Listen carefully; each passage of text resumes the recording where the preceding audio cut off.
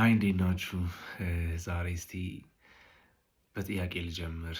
የእግዚአብሔር ጸጋ፣ የእግዚአብሔር ምሕረት፣ የእግዚአብሔር ይቅር ባይነት ከቤተ ክርስቲያን ግሳጼ ጋር ይጋጫሉ ወይ? አሁን ላይ ብዙ ወጣቶችን የተመለከተ ይመስለኛል። ከቤተ ክርስቲያን የሚነሱ ግሳጼዎችን፣ ሪቢውክ መደረግን፣ ተመለሱ መባልን እንደ ሕግ ጸጋ እንዳልገባቸው፣ ፍቅር እንደሌላቸው፣ ወቃሽ እንደሆኑ የማሰብን ነገር በወጣቶች ዘንድ በጣም የተስተዋለ ይመስለኛል። በተለይ ሶሻል ሚዲያ ላይ እውነት ነው፣ የዳንበት መዳን በእግዚአብሔር ጸጋ ላይ የተመሰረተ ነው። በእግዚአብሔር መሐሪነት ላይ በልጁ ስራ የሆነ ነው፣ ከኛ ያልሆነ ነው። አሁንም የምንኖረው ህይወት ስንደክም በሚያበረታን አቅም በሚሰጠን በእግዚአብሔር ጸጋ ላይ የሆነ ነው።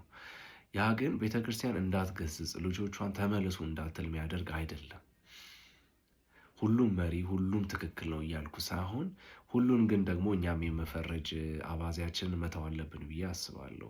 ቤተክርስቲያን ይህ ስልጣን አላት። ጳውሎስ በመልእክቶቹ ላይ ስንመለከት ስለ ዳንበት ጸጋ ይነግረንና ከዛ ደግሞ ትክክል ባልሆነ መንገድ ምእመናኑ ሲሄዱ ተመለሱ ብሎ ደግሞ ሲናገር እንመለከታለን። ጸጋ እንዲበዛ በኃጢአት ጸንተን ንቁምን ብሎ ይናገራል።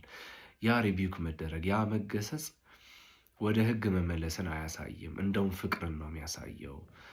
ስለዚህ ሁሉን መፈረጅ ግሳጼን ጠል የሆነ ትውልድ እንዳንሆን መጠንቀቅ አለብን ብዬ አስባለሁ። ተባረኩ።